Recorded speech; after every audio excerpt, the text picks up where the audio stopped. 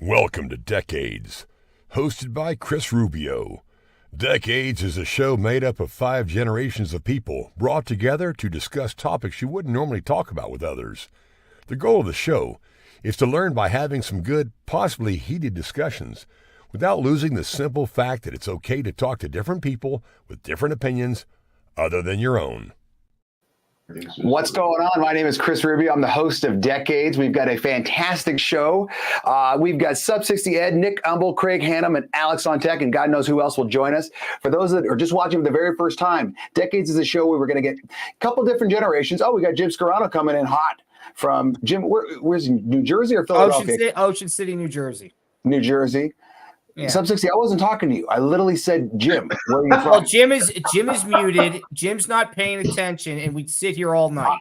I would rather hear Jim. You'd rather hear me. Oh, Jesus. Tell me how you really feel. Don't hold back. You know how you like to hear my voice and say things. Jim, you're on mute if you're talking, bro. Unmute yourself, bro. Jim's on mute. Jim. We've got Jim Scarano as well. The king was talking to you, and you weren't answering. Be nice to my friend. Alex, help him out. You know what to do. Yeah. Well, all right, so we're going to talk about some different topics. Sub 60's got some topics that he wants us to cover. Of course, I'm going to go off paper just a little bit, but we're going to start with one that Sub 60 wants. Don't forget, we've got Alex on Tech as well. I forgot to mention you. What was your favorite food growing up? Alex on Tech, I'm going to start with you. What was your favorite food growing up? This is going to be wild. God knows what the hell you're eating over there. Well, it was potatoes. Hold on. I can't hear you. Hold on. Slow down. You're going to get fired up. It was a version of a potato salad. Okay, but it had also pickles, cucumbers, sausage, and peas.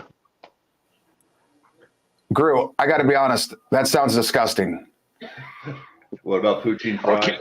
Is there any flavor in it? Is there any spices? Do you guys have spices out there? Yeah, it was mayo and some salt and pepper. Okay, mayo is not a spice. Salt maybe, and pepper is. You'd have to snort the pepper to get it going. No, Scarano. No. Jim Scarano. Jesus. I just want Alex to repeat that because it happened so fast. All I heard was pickles and something else that didn't go with pickles. Alex, say that one more time. Go ahead, Gru. Okay. It was a potato salad with pickles, cucumbers, pieces of sausage, and peas. And peas. And peas as well? Yeah, it was a potato salad with cucumbers, sausage, and a couple other vegetables tossed. What are you, a Viking? No one eats like that. He's Eastern European. What? So I guess we're not going to go to dinner at Alex's place. I'm sorry. Read a book. I mean, his food sounds like it tastes like trash. Scarano, what was your favorite food growing up? Sorry, Gru.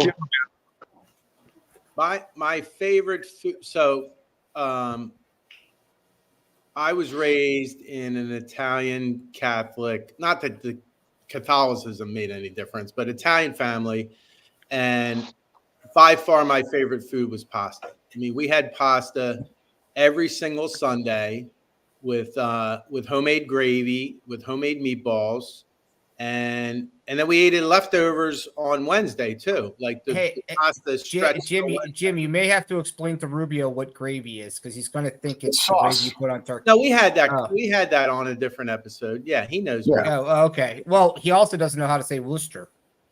Well, that's he's just trying to help him out. Yeah. Just trying to help him out. Oh my God. Yeah. Are you giving me a thumbs up right now? I just gave you 2 thumbs up. Oh, is that as big as those things get? Oh yeah, that's as big as those things get. And remember, Oh my God, here comes the sausage. remember they're crooked. Remember they're crooked too. Sub 68. While you're talking, Like Star Trek. what's your favorite food growing up? What's it? My favorite food growing up? Oh God.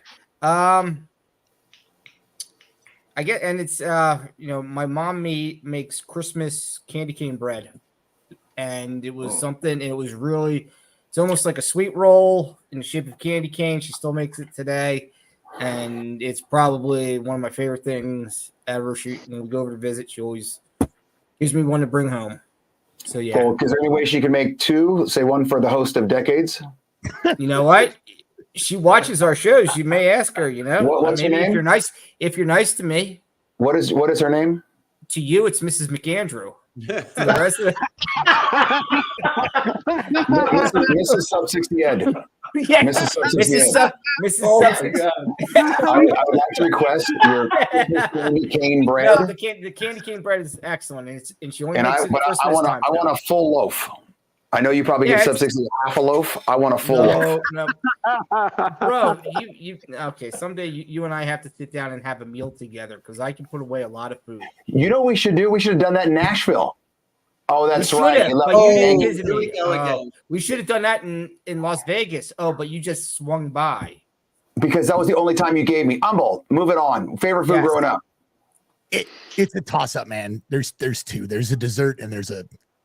So my grandmother used to make this, or my great-grandmother used to make this. They called it strawberry pizza, but it was nothing more than a sugar cookie with this whipped cream topping that she made with cream cheese. Then they put strawberries on top of it. It was delicious. All right. I want one of those. That sounds excellent.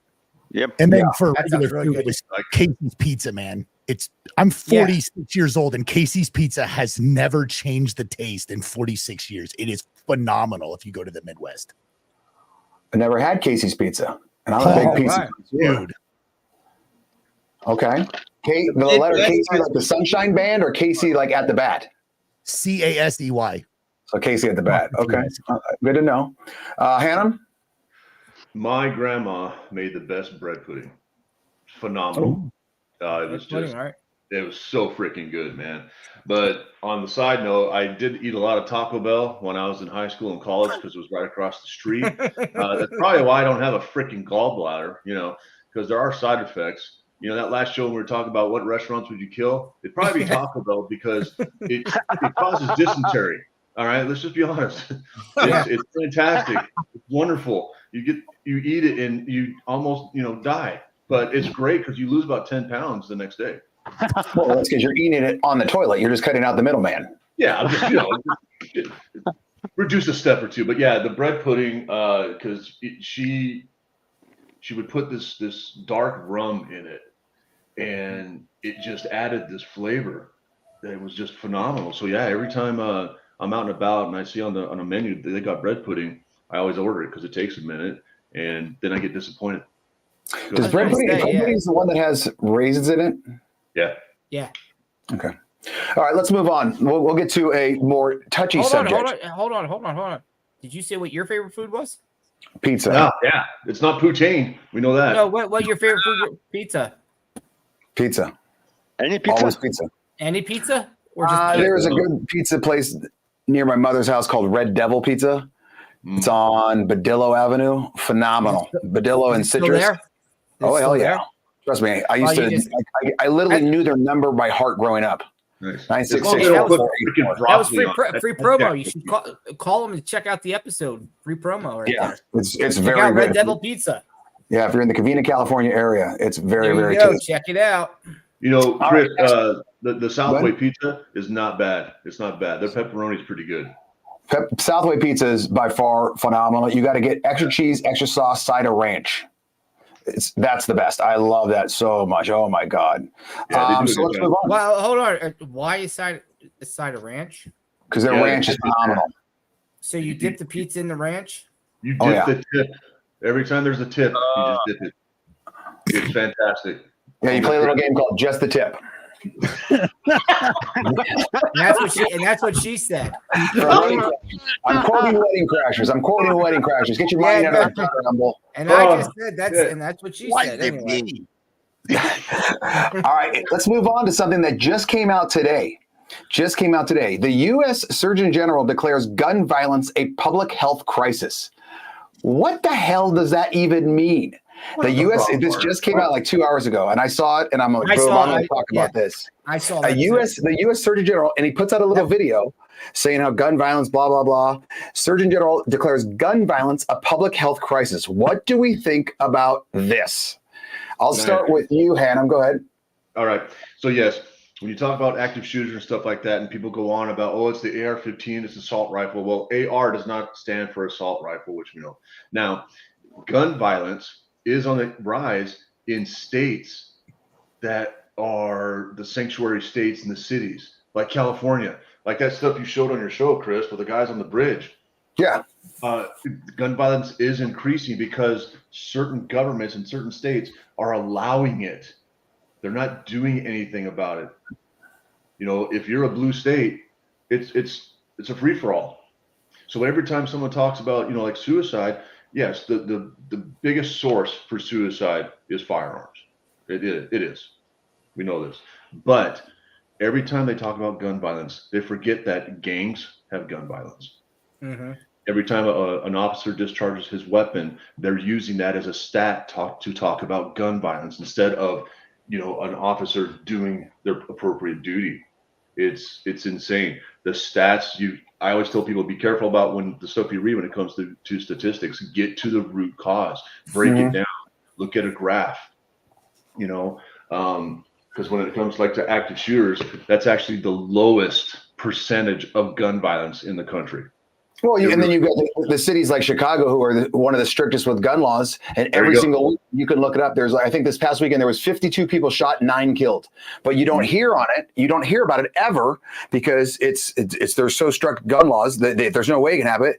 And it's inner city. It's black on black crime. So they're never going to report that. They're never going to report it at all. No. And so it's one of those that just goes under. Humble or the hell, sub 60? No, that's not exactly true because I read literally 100% true. No, it's not true because as you know, I read the Washington Post every day. Oh, that's your source? No, I read the Post. No, and they actually talk about the gun violence, about the black on black and the shootings in the city. I mean, I live 40 miles west of DC, and every day, I don't even have to read the Post. I turn on the morning news, and there's gun violence. Is it something that the Surgeon General should be talking about? No. That the Surgeon General is supposed to be medical and stuff like that. Gun violence, I mean, that's a whole. There's a whole nother piece to that. That's you talk about the definition of staying in your lane, dude. Like right. I just think, yeah, he needs to. There's other. The guns cause. As they say, people kill people. Guns don't kill people. Yes. A gun just laying there is not going to kill somebody. Somebody picking up the gun and pulling the trigger is going to do it. It's like a bat. Gun control. You can have the most gun control you want. Criminals don't follow the laws. Right, exactly. I mean, if you just look at, if you just watch Vice, I mean, Vice TV has a show going called United Gangs of America, and they're talking about. I mean, they all get guns and they kill one another left and right. So it's just, go ahead. I was going to say I worked with the task force, the game task force in southern Arizona, and everybody that we busted, they got their guns from the southern border because we were living 8 miles north of the border. What I think is this is another attempt to foster gun control and violate the Second Amendment. There's a sentence in the Second Amendment that makes it very clear. These rights will not be infringed upon. Simple. I saw a meme the other day that talked about the millions of Americans who have guns. So that's probably trillions of guns out there. And the bottom line was, if we were the problem, you would know. Yeah. Right. Exactly. For sure. Yes. That's a criminal concern.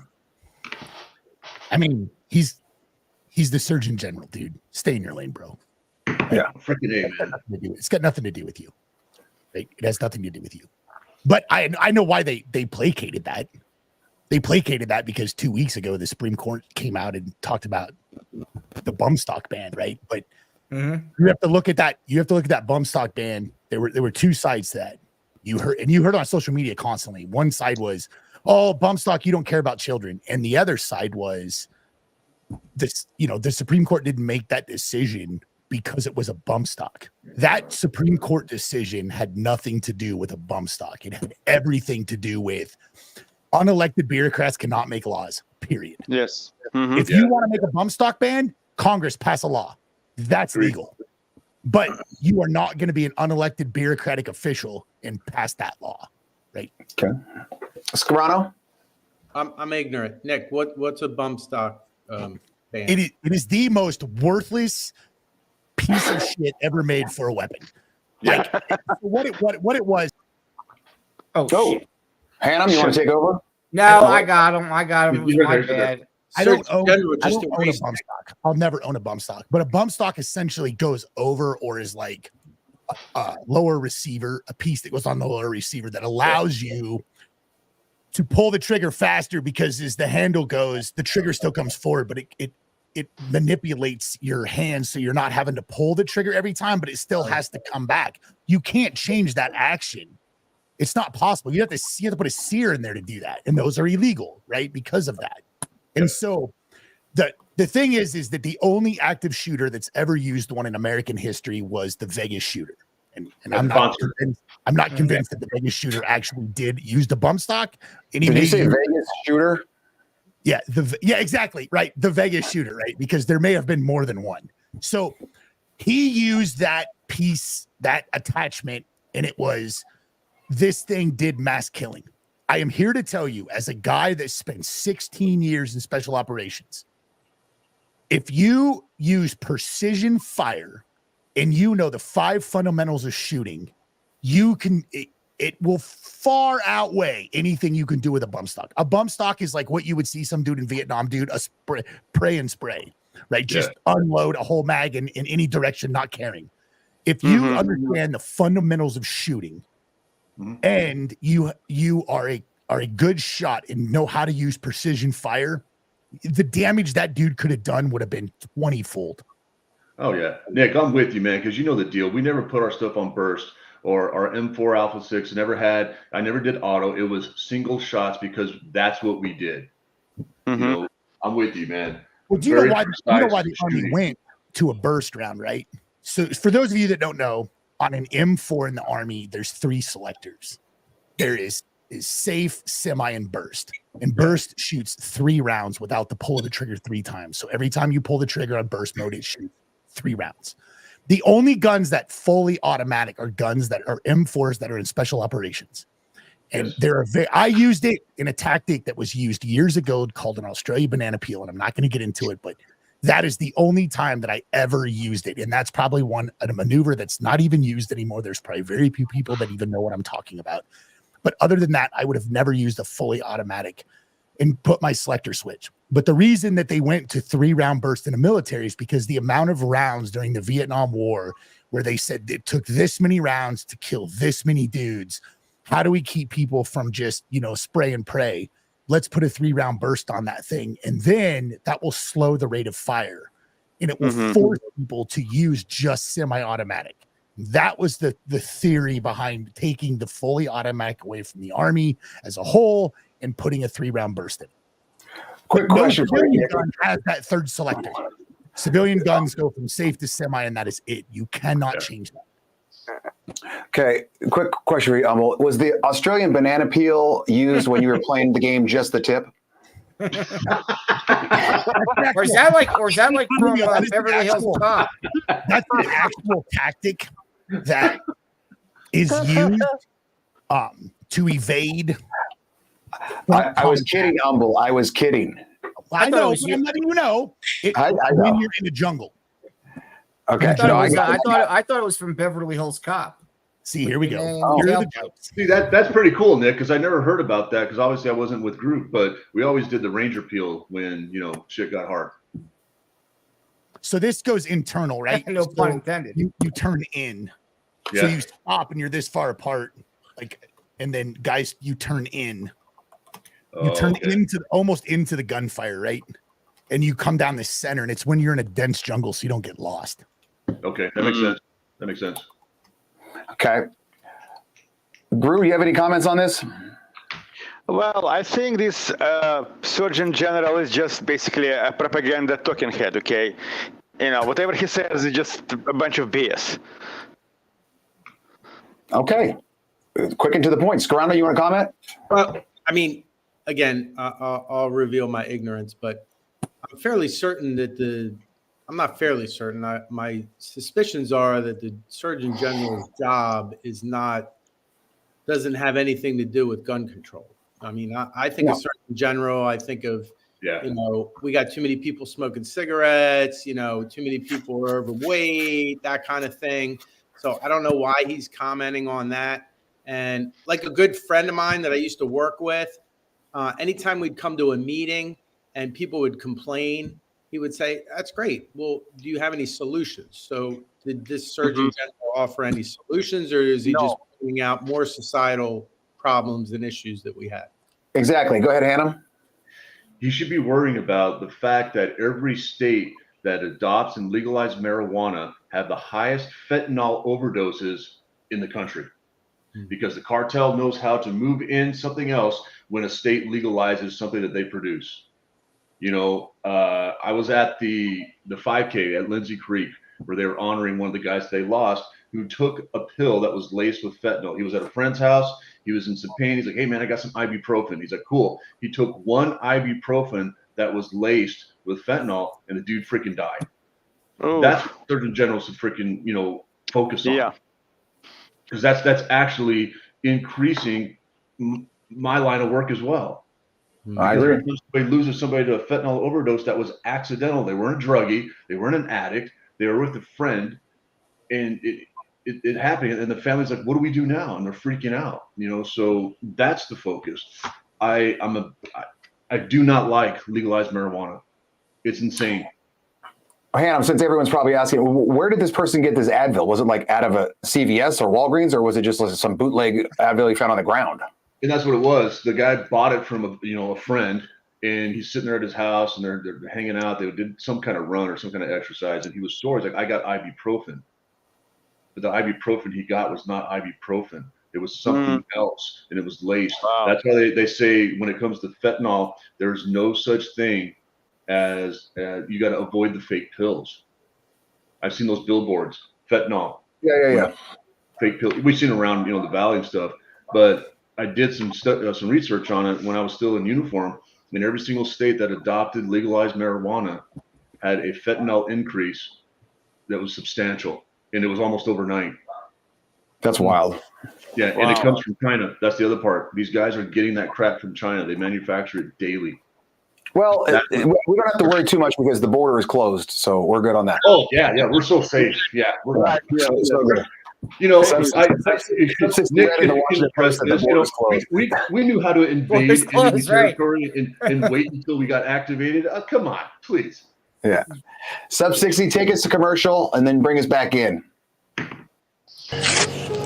Happy Men's Mental Health Awareness. It's not worth it.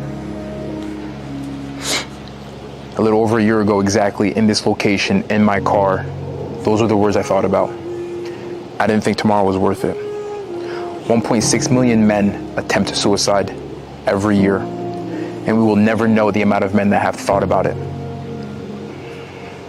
It's okay to not be okay and still be a man. I sat in my car a little over a year ago for hours contemplating whether or not I should make it to tomorrow. But what I ended up doing was calling a friend, and he was willing to listen. That was one of the hardest things I ever had to do in my entire life, was to let somebody in and let them know that I wasn't okay. But I was still a man. So I shared this story to let you know. I know it might be hard, and I know it might be difficult, but give somebody a chance to listen to your story, because you'd be surprised as to who's willing to listen. Because if you open yourself up to the world will open itself up to you. So take a chance and be kind to yourself if the only thing you did today was survive. You're not alone. I'm here with you. I've fought those battles too. Keep going, and you will be grateful for it. I saw this before Craig talks. I saw that on Instagram, and I just thought it was one of the best messages I've seen all month. And the dude is raw and honest. That was really good. I did not know that. That was good. Hannah, you got some stats for us? I do. Yeah, that was impactful, and that's what we need, man. We need men to be able to talk about their feelings. All right, because the approach we used to have was, why would you think like that? What are you thinking? You know, it was this direct, derogatory, accusatory type language when it came to somebody in distress. We had to change it, and it was like, all you got to do is say, why do you feel like that? What's making you feel like that? We're talking about an emotional response to a negative issue that sadly, 9 times out of 10, that person created with themselves, and they let it fester, and it got bigger and bigger, and they got overwhelmed. So it's feeling. So let's do some stats, man. Let's talk about economic impact. $4.4 trillion, all right, was used in 2020 to deal with suicidal issues. That includes the burial, the investigations. The economic impact is absurd. In a community, like say our community that Chris and I live in, it'll cost about $100,000 in change for the investigation to be completed. There's only 2 detectives in the Lewiston department of the police department that deal with homicides. So suicides end up on the bottom of the stack because they're dealing with actual homicides, attempted homicides, et cetera, et cetera. So when they figure out that the cause of death was suicide, the expense is massive because you have a hazmat team that shows up, medics, the coroner, all these things, and then the cost of, burial. But here's what's crazy. Between the ages of 20 to 70, $1.2 trillion of that 4.4 was dedicated to men. It breaks my heart. Cause of death, suicide has been the second leading cause of death since 2012. I mean, it's competing with heart disease, cardiovascular issues. It breaks my heart. So far for 2023, as of October, I got the stats, 41,559 people have taken their own life. This number is expected to surpass 2022, which was 49,476. So it's possible that we might hit the 50,000 mark. And this is where we come in. This is insanity because a majority, the biggest population or the percentage is men. It's truly, it breaks my heart. So I broke it down by regions. So far for 2022, in the West region, 12,756. In the South, 17,635. Believe it or not, the South and Midwest are the same, 17,635 guys. In the Northeast, 7,218. Do you want to know why? Because there's more services, clinical services in the Northeast area of our country than anywhere else. That's why I'm going after rural North America, because that's where the problems are. Because of 2 reasons. One, lack of services, or they're far away. And Chris, what I know, but that these guys probably have to go to Spokane, or Pullman or Moscow to get services.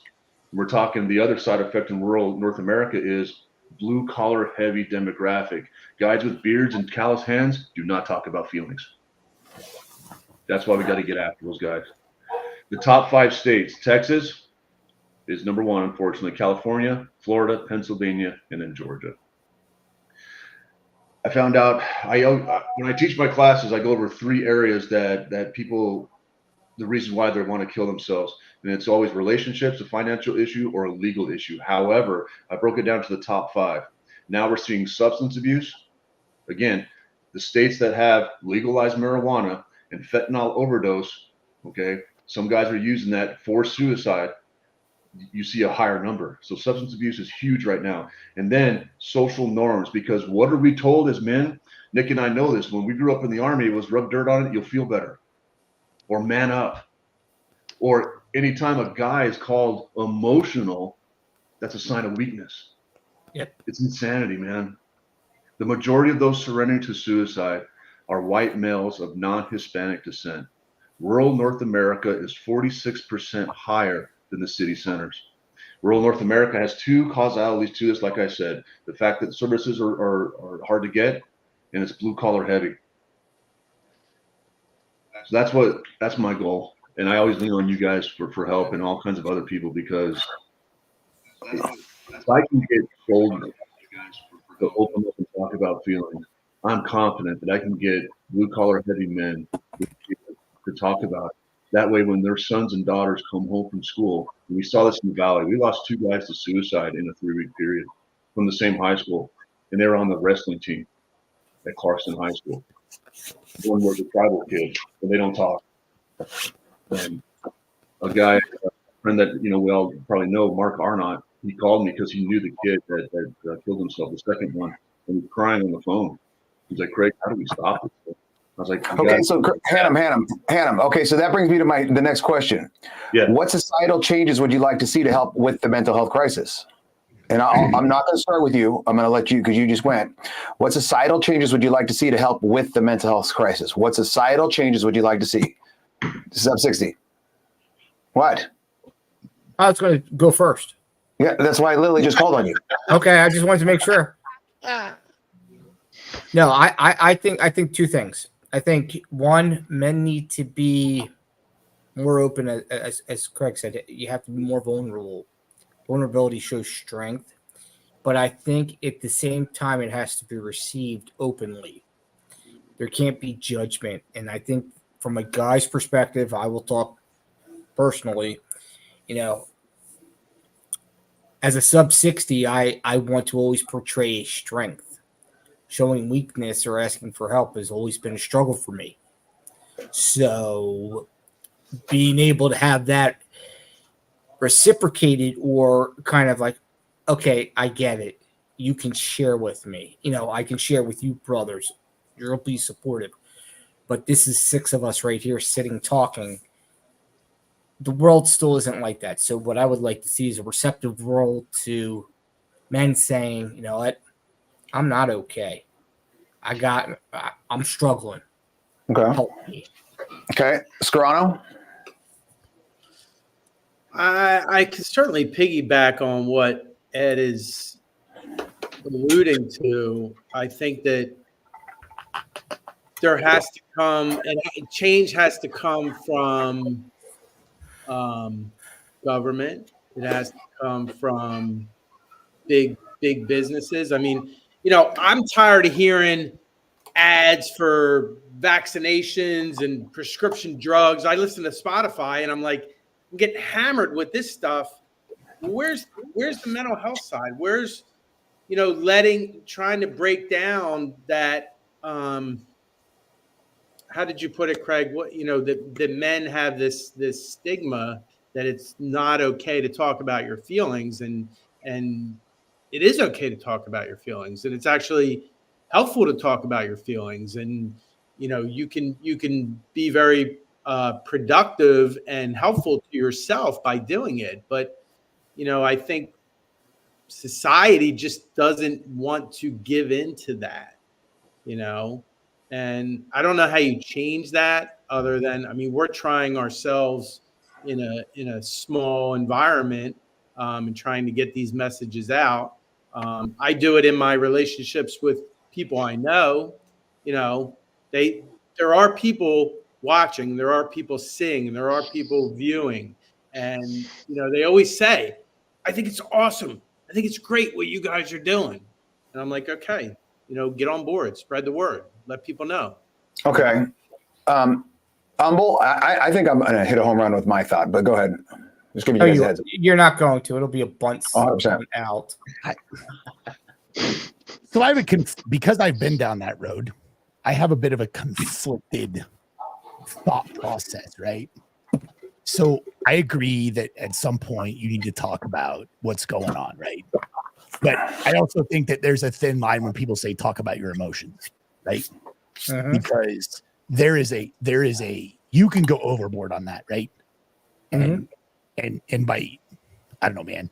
I don't know how to say this without being very brash in myself. I don't know how to tiptoe around it, man. But I think like talking about emotions is one thing, and going to see a counselor is one thing. But then fucking constantly bitching about stuff is like, okay, dude, like I've had enough. Right. Like, stop. Right. I can't. I'm not. You're always a victim. I got it. Great, dude. But I understand that there are times when there's just somebody you need to reach out to, right? I've been down that road. I didn't call anybody. I didn't talk about it. I didn't tell anybody about that shit. I was so goddamn embarrassed. Like, fuck, man, anybody knows this, I'm going to lose my whole career over this shit. They're going to think I'm a fucking mental basket case. Right? But I've also been to a point where I didn't leave a compound for almost 6 months. And when I got home, I didn't want to leave my house. And I got basically told, hey, just go rub fucking dirt on it. You'll be fine. Right? So there is a fine line right? Between what I consider mental health and talking about things versus like being an over emotional individual. I like that. I agree. I agree. I don't know if there's an answer to that, right? And I like what Jim has to say, but man, I want the government out of possibly every avenue of my life, right? And I don't know if that's because I don't know what counselors look like nowadays. I haven't been to a counselor in a decade or more, right? But I don't know what that looks like now. I don't know what counseling looks like. I'm afraid that counseling looks like they're just going to placate you and tell you what you want to hear and not tell you the honest truth, because we've gone down this road of I can't maintain clients if I tell you the truth and I tell you where you need to go. But if I placate to you, you'll continue to come back to me. And I also agree that with Jim, that when you watch those commercials for drugs and antidepressant shit, the first 45 seconds is this how this drug can kill you, right? Yeah. All the side effects. Yeah. Exactly. Suicidal behavior. Yeah, exactly. Where you're like, so I think about that. I'm like, well, there's got to be a point. Like, I mean, do you really want to take a drug that can kill you in 17 different ways? Or is it better just keeping your mouth shut, right? And so that goes back to that. I think some of these drugs do help people, and I think that they're great, but they're also 25 ways to kill you. And so is that a big pharma push? If we don't give you mental health, but we just throw a drug down you, then maybe that's the way to go. And if you guys didn't know, the state of Tennessee just passed a law.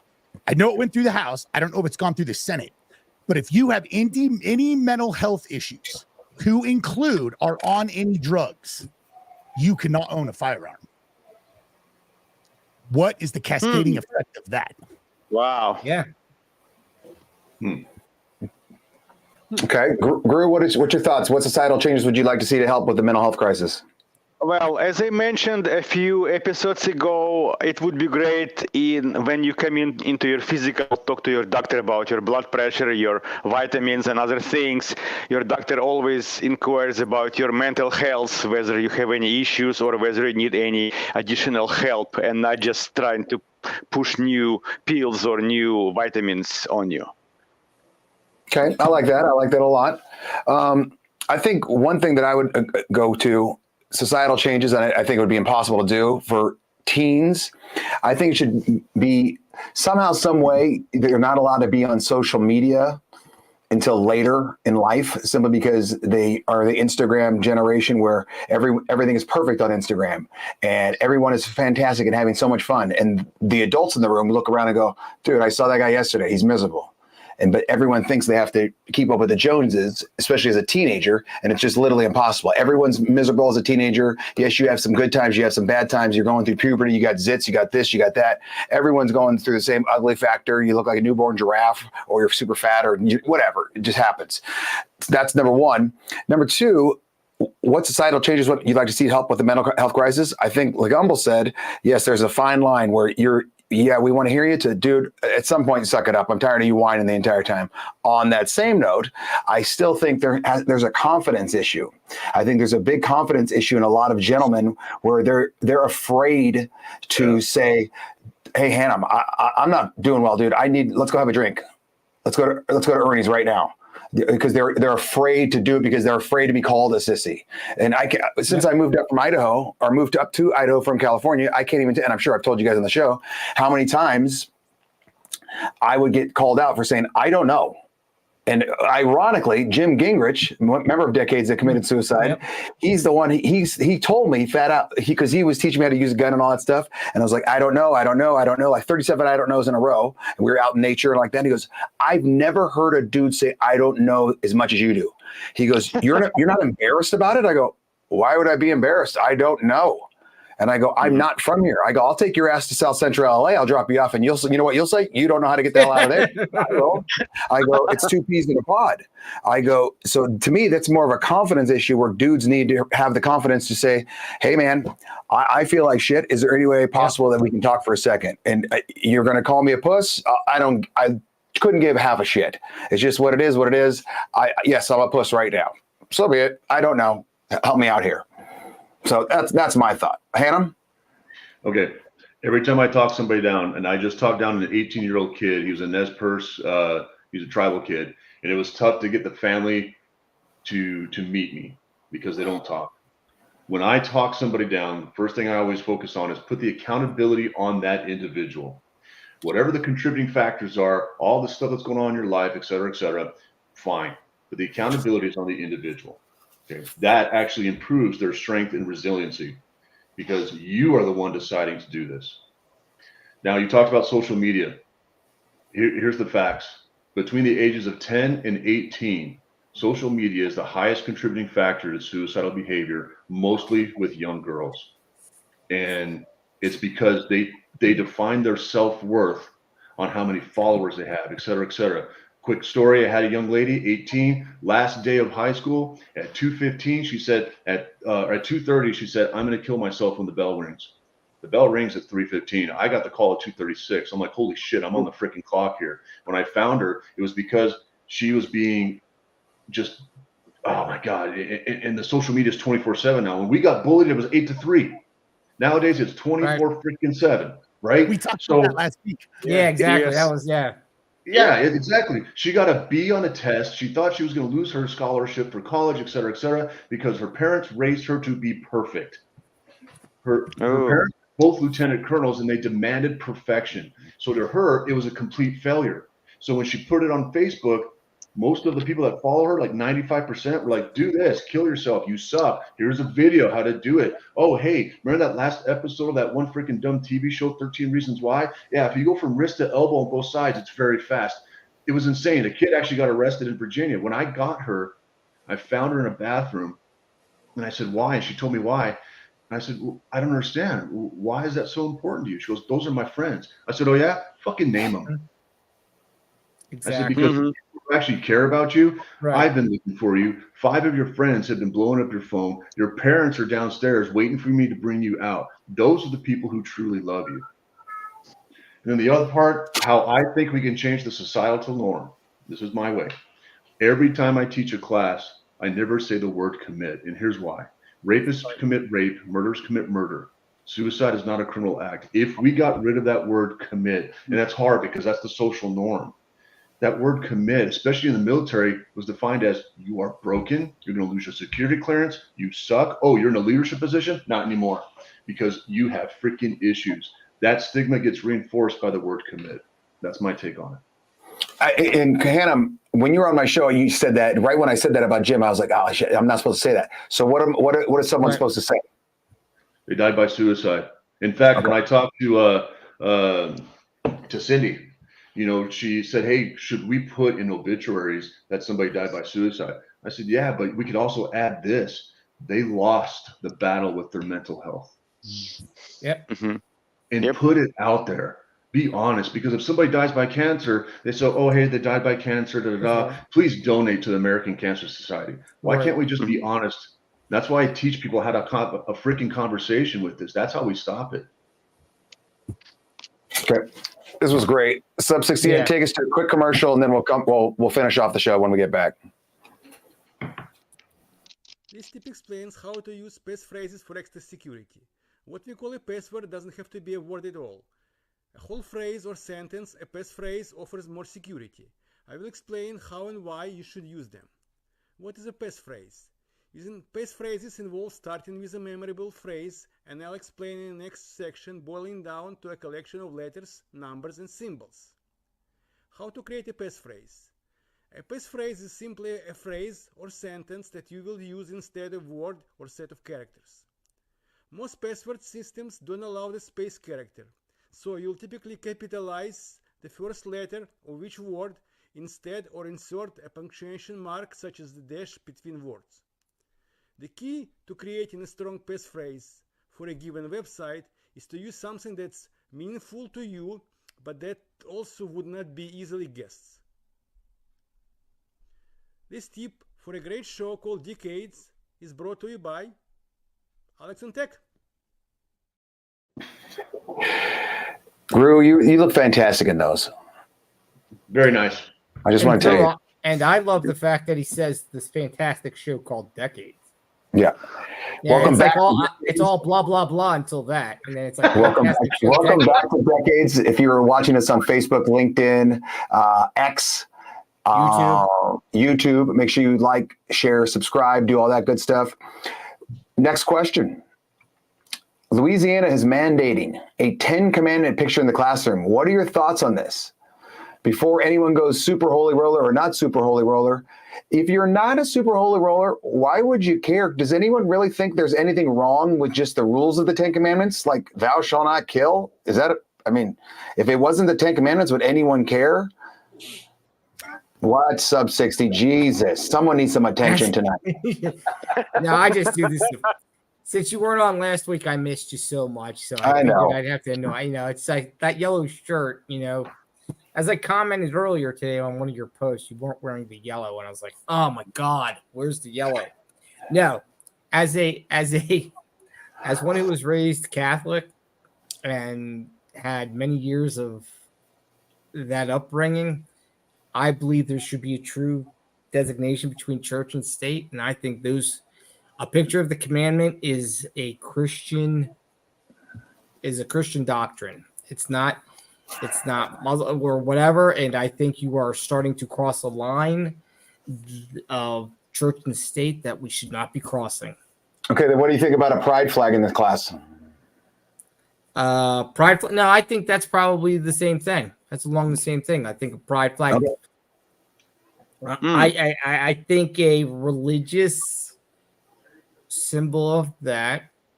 Then if you're going to do that, you need to allow a Buddha statue, all the other religions as well, because that's a Christian doctrine. That's a Christian thing. That's not going. There's too many other religions in this country. Okay, that's how I feel. Scarano? Oh, you're gonna ask the public educator? Yeah. Well, I figured. Yeah, exactly. Come on, man. You're gonna support me, right? You're gonna support me, man. You're gonna support me, right? Nope. I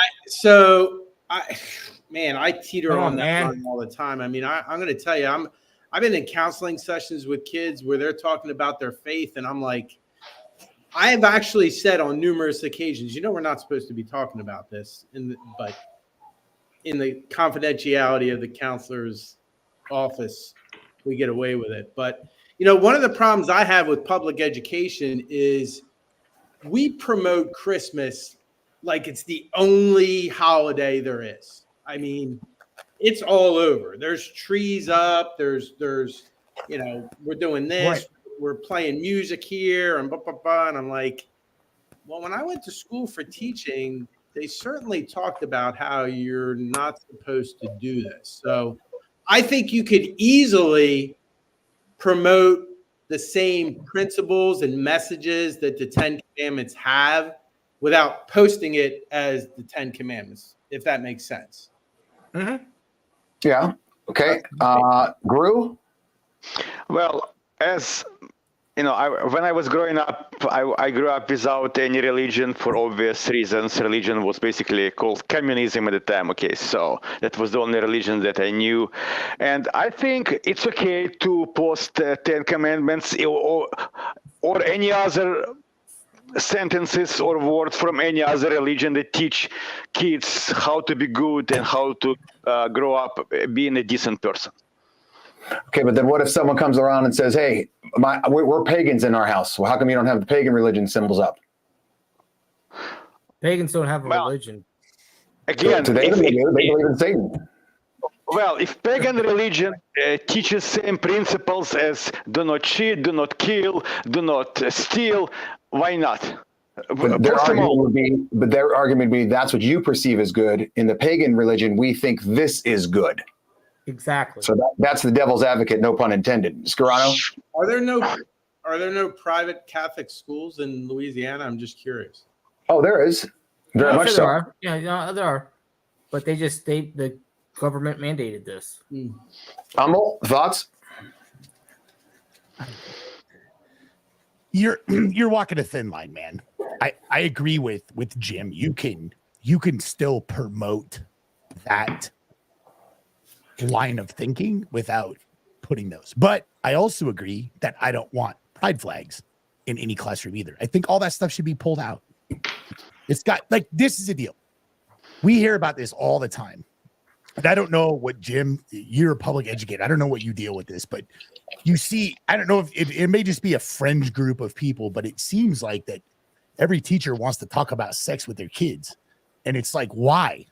I didn't even know most of my teachers' husbands' names, let alone like what their preference was, or I didn't know anything about my teachers.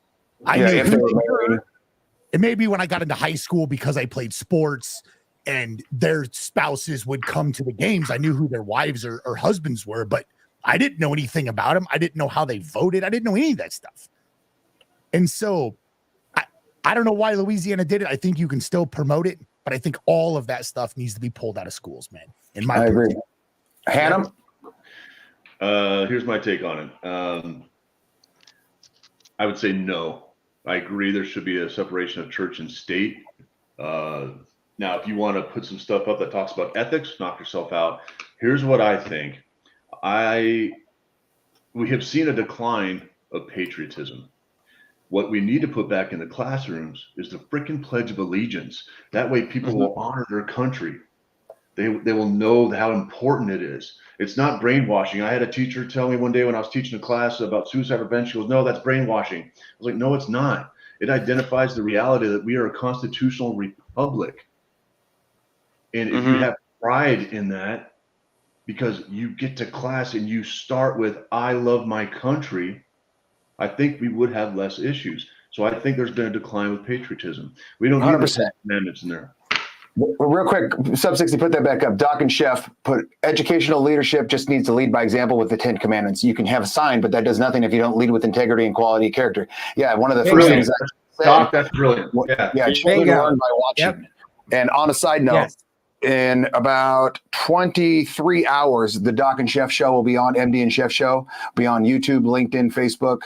I don't think they're on X, but it is phenomenal. I say it every single damn show that I do. If you can watch their show and not learn something or smile, you're an idiot. That's my take. If you can watch that entire hour show and not smile or learn something, you're either in a coma, sleeping, or an idiot. It's a phenomenal show. I highly, highly recommend it. So let's move on real quick here. Real quick. This is going to be a quick hitter, and then we're going to wrap it up. We'll start with Sub 68 because I know what he's going to say. Who is your favorite superhero and why? No, you don't. Who's your favorite superhero? My favorite superhero. Please say Mighty Mouse. I was going to say Mighty Mouse just for fun for you. I was going to say Mighty Mouse or Adamant for you. Okay. But actually, my favorite one is the one I have two. My favorite is either the Flash or Green Lantern. I just like being super fast was cool. Yep. Me? I didn't think I was going to be on tonight, so I actually asked Ed if you said Bugs Bunny. And Bugs Bunny could be a fucking hero. I don't care. You said Bugs Bunny, and I answered you. And I said, my God. Fine. Yeah, because I mean, I was never a big superhero person, but I was a huge Bugs Bunny fan. I mean, he had it all. He was cool. He kind of cut Scarano's mic. Cut Scarano's mic. Yeah. I'm not hearing about Bugs Bunny's your hero. He's unbelievable. That's next week's episode. Brew, did they have superheroes out there? All the superheroes were some kind of people who fought in a war, who did kill a bunch of Nazis. Basically, that were the superheroes back in the day. But my current superhero is probably Spider-Man. It would be cool to do what he does. Okay. You want to shoot a web? Sure. Yeah, sure. Why not? Hannah, I'm assuming you're going to say Darth Vader? Well, when it comes to superheroes, I've always been on Team Captain America. Yes. Oh, okay. Good. But my dark side, yes. I'm all about the Vader. Okay. I'm in. Oh, I'll have to show you. Hey, I'll have to show you one time there, Hannah. We have like a 4-foot Darth Vader. Yes, it's about as big as me. Oh, here we go. Yes, it's about as big. I just beat you. I beat you to the punch. Yes, it's about as big as me. It's a full size. I never watched comics growing up, man. I never watched any of that stuff. I didn't care. You had a sad childhood. Farm in Iowa, man. I didn't care about superheroes. Right. We'll just say yours is the Incredible Hulk. Foghorn, it's Yeah, exactly. We'll just say it's the Incredible Hulk. And just want to say, everyone, thank you for watching today on X, YouTube, LinkedIn, and Facebook. Thank you to Sub60 Ed for producing the entire show. Thank you to Scarano, Umble, Gru, and Hannum. You guys did a great job. Let's have a cheers to everybody. Are we not going to? Are we no longer Cheers, gentlemen. picking? Cheers. Oh, yeah. Are we no picking? It wasn't really a competitive match tonight. Well, it was good. It was good, but I got to give it to Hannum because he came strong with a lot of stats and a lot. Yeah. I'll give it to him. And I got to give it to Craig. Craig, Thanks, man. you got it, man. And thank you for everybody watching. And we're out of here. Be safe, Joe.